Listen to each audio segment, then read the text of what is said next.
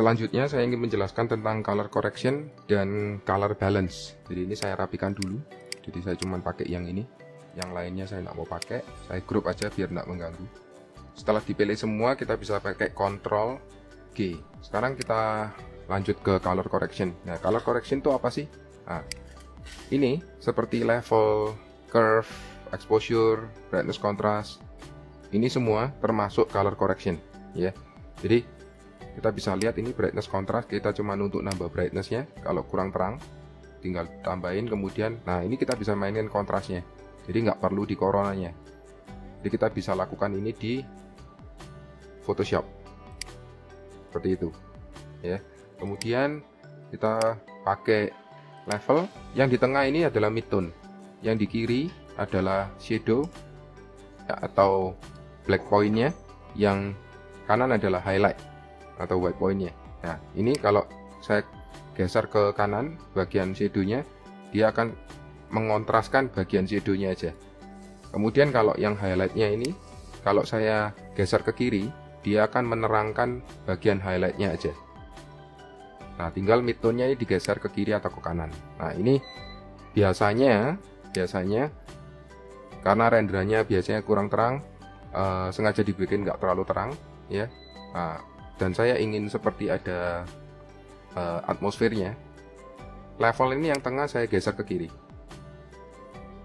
ya. Nah, sekarang kita matikan. Nah, udah kan, seperti ada atmosfernya. Tinggal kemudian yang bagian shadownya saya geser ke kanan.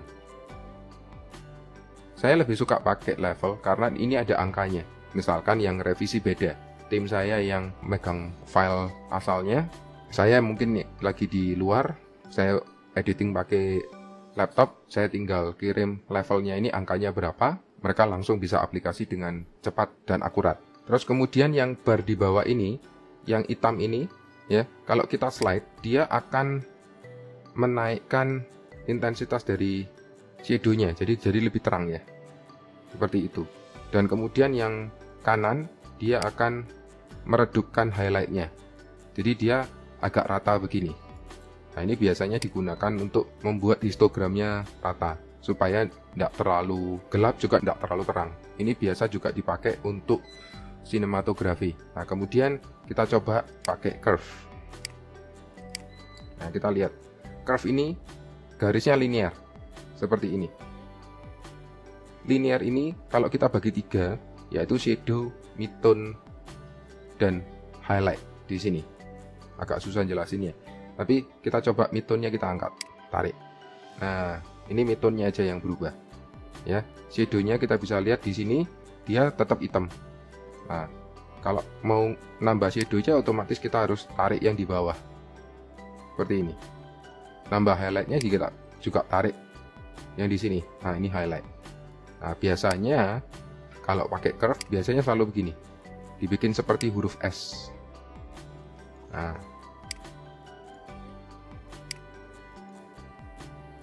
huruf S ini kebanyakan selalu berusaha begini, ya, yang shadow di bawahnya garis diagonalnya. Sebetulnya tidak harus seperti itu. Yang penting misalkan kita bikin S-nya seperti ini, tipis saja. Nah, jadi kembali lagi tergantung image-nya mau seperti apa. Seperti itu. Jadi jangan terlalu terpatok dengan harus pakai S-curve. Yang penting kita tahu kita mau apa dengan image-nya kita. Sekarang kalau misalkan ini saya tarik, ini hitam ini saya geser, berarti black point-nya bergeser dia, jadi lebih kontras. Atau titik ini saya naikkan, ini jadi dia lebih pucat. Yang di sini saya turunkan, jadi efeknya sama dengan level. Kemudian saya ingin tunjukkan exposure. Ya, exposure ini nambah exposure-nya seperti ini, ya. Tapi biasanya kalau sudah di 16 bit jarang kita nambah exposure-nya. Ya, kalau offset ini seperti bikin, kalau di plus dia jadi wash out, kalau di minus dia jadinya kontras gelap. Ya. Nah, tinggal gamanya. Ini gamanya untuk memberi efek agak airy, ya. Jadi ada atmosfernya. Supaya agak wash out dikit, ya. Jadi space-nya, gamanya naik supaya nantinya kita bisa ngontrasin image dengan lebih mudah. Misalkan saya kontrasin begini.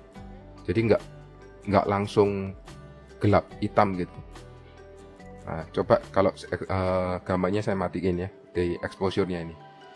Nah, jadinya kan kontras sekali ini yang di daerah kabinet yang di sini. Nah, salah satunya caranya dengan supaya tidak sampai rusak, kita naikkan gambarnya. Kemudian berikutnya kita coba pakai vibrance. Nah, vibrance ini ada ini ya, kita bikin warnanya agak mateng, lebih vibran ya. Jadi beda ya kalau sama saturation. Kalau saturation seperti dipukul semua. Jadi vibran ini jadi lebih menarik. Nah, atau kalau kita coba bedanya sama saturation. Nah, kalau saturate kan ini rusak semua nih warnanya. Biasanya kalau yang dipakai adalah saturationnya dikurangi sedikit. Kemudian vibrance-nya ditambah. Jadi lebih menarik. Seperti ini. Ya. Kemudian berikutnya adalah ini hue saturation. Kita bisa merubah warnanya sedikit di sini. Nah, ya, kemudian kita bisa bikin desaturate ataupun lebih saturate. Nah, di sini kita bisa nih lightness-nya ini berlaku hampir sama dengan gamma. Ya. Seperti itu. Nah, hue saturation ini juga bisa merubah warna. Misalkan ya, saya mau yang kuning ini. Ya, kita tinggal ini saya klik. Ini kan ada channelnya nih, red, yellow, green, cyan, blue, magenta. Nah, daripada susah-susah, saya lebih suka pakai yang ini. Klik. Saya color pick di sini. Nah, dia langsung mendetek warnanya apa? Red. Kalau yang di sini dia berarti jangkauannya. Berarti kalau ini saya geser sampai magenta, yang berubah dari orange sampai magenta. Jadi kalau misalkan saya ingin lebih sedikit, jangkauannya paling segini ya. Jadi yang berubah cuma yang merah aja. Nah, ini baru bisa kalau saya rubah-rubah, hanya bagian yang merah berubah, yang lainnya tidak. Ya, seperti figura ini tidak berubah sama sekali warnanya. Hanya yang ada faktor merahnya yang berubah. Jadi kadang di sini kita rasa nggak merah, tapi sebetulnya di Photoshopnya dia melihat ada sedikit warna merahnya, otomatis akan kedetek. Nah, misalkan kita mau juga colorize ya, kita bisa colorize, klik ini. Nah, kita untuk merubah warnanya secara keseluruhan seperti ini. Kemudian kita mainkan opacity-nya. Nah, efeknya udah mulai efek-efek Instagram kan ini. Ya, seperti itu. Kemudian kita bisa pakai photo filter. Nah, photo filter ini seperti white balance. Nah, kita bisa macam-macam ini. Ya, tinggal pilih yang mana. Kemudian kita mainkan opacity-nya. Nah, jadi kalau ini lebih kerasa warm, kalau ini kepingin agak cool, kasih cool filter ini, jadi dia agak biru. Tinggal dimainkan opacity-nya. Boleh mainkan di opacity atau di density ini, kurang lebih sama, atau bisa dimainkan dua-dua. Kemudian ada channel mixer ya. Channel mixer ini dia bisa controlling tiap warnanya seperti ini. Jarang sekali kita pakai channel mixer. Nah, ini kalau color lookup ini LUT ya, sama dengan LUT ya. Ini kita bisa load di sini. Berikutnya kalau invert, dia merubah si kayak negatif begitu. Yang lainnya bisa dicoba sendiri, kecuali selective color ini. Nah, ini kalau ke selective color kita bisa pilih warna rednya, kemudian kita bisa otak-atik seperti ini. Kita bisa lihat warna yang di sini mulai berubah. Nah, dari red jadi agak kuning, dia lebih ke arah cyan. Misalkan green ya, saya bisa mainkan, ternyata tidak ada green di sini. Jadi tanaman ini mungkin kita ngelihatnya hijau, tapi ternyata biasanya dia efeknya di kuning. Nah, baru berubah. Jadi tanaman itu biasanya lebih banyak didetek di bagian kuning daripada hijaunya. Seperti itu. Oke, jadi kurang lebih seperti ini untuk color correctionnya ya.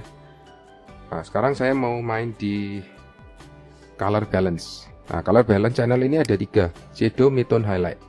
Nah, kita bisa ke shadow untuk merubah bagian shadownya. Misalkan kita jadi agak biru begini. Nah, bisa dilihat kabinetnya mulai agak biru. Nah, kalau ini shadownya saya geser ke cian, jadi seperti Instagram banget nih ya. Atau ini namanya salah satu teknik yang paling simpel untuk color grading. Kemudian midtone-nya bisa saya mainkan seperti ini.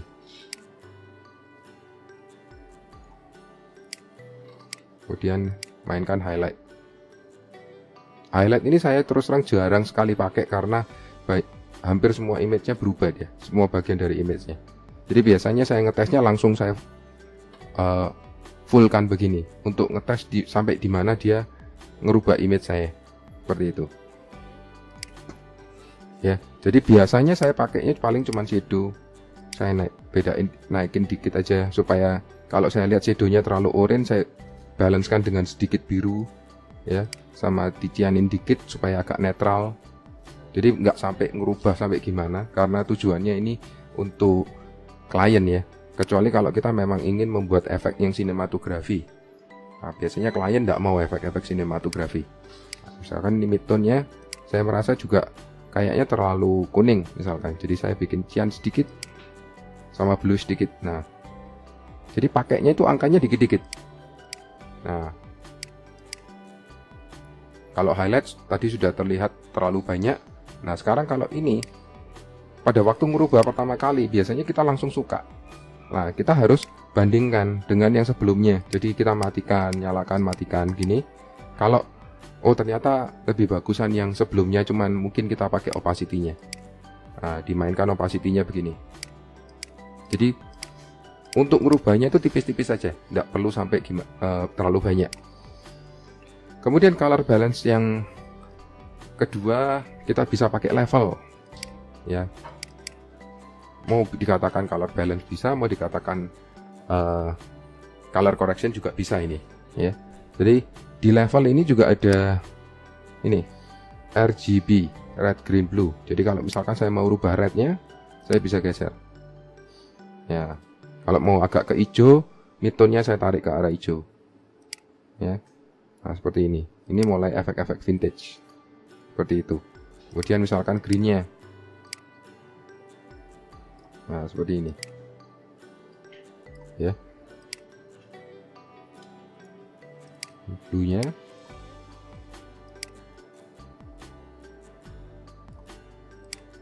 nah tinggal ini saya kurangi opacity-nya ya, seperti ini. Atau kita bisa main di layer type-nya, kita pakai soft light, jadi lebih kontras dia kalau di soft light. Nah seperti ini, tinggal main opacity-nya ya, depth-nya langsung keluar. Terus kita juga bisa pakai curve ya. Nah, ini biasanya kalau saya pribadi untuk merubah, jadi kalau kita bicara tadi white balance ya, saya jarang sekali main white balance di coronanya, karena saya pasti bisa ngerubah moodnya dari curve ini. Jadi misalkan ini, saya merasa ini terlalu merah. Nah, biasanya kalau terlalu merah, kita selalu kurangkan merahnya. Saya selalu ambil titiknya ini, yang di tengah, saya turunkan ya. Nah, saya turunkan, dia cenderung jadi ke arah hijau ya. Jadi paling saya turunkan dikit, coba, kemudian saya naikkan blue-nya. Jadi saya mengurangi red-nya sedikit sambil saya naikkan warna yang berseberangan, yaitu complementary color-nya, yaitu biru. Nah, kalau green-nya kita coba kurangin dikit seperti ini. Nah, kita bisa lihat. Nah, tadi yang agak kuning jadi sekarang agak netral. Nah, mungkin ini terlalu banyak ya perubahannya. Nah, kalau terlalu banyak padahal di sini kita udah rubahnya cuma sedikit-sedikit ini. Jadi cara paling mudah adalah ya balik lagi kita pakai ini. Opacity-nya kita mainkan.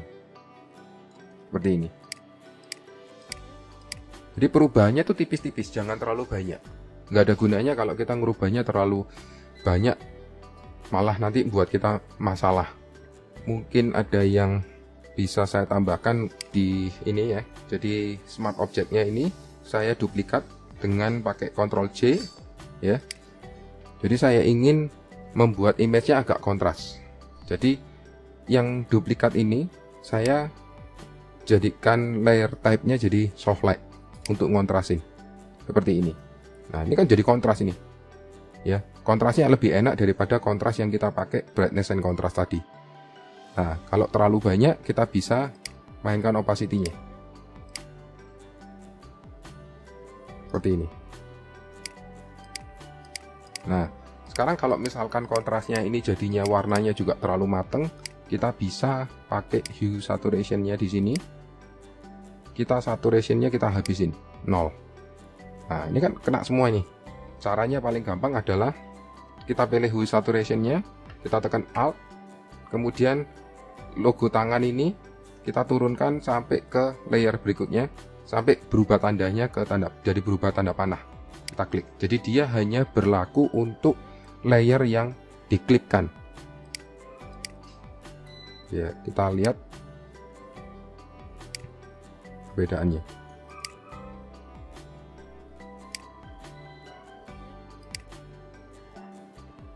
Tipis sekali bedanya ya. Coba kalau 100%. Nah, kalau ini hue saturation-nya saya matiin, nah ini jadi saturate banget di sini. Kalau ini saya matikan, nah dia agak pucat. Nah, tapi karena saya mainkan opacity-nya di sini ya, sekitar 28, mungkin hue saturation-nya jangan sampai terlalu habis. Ya, seperti ini. Jadi gambarnya agak vibrant. Ya, kurang lebih seperti ini untuk yang daylight prosesnya ya. Jadi video berikutnya saya akan jelaskan bagaimana saya melakukan color correction dan color balance di yang night view yang ini.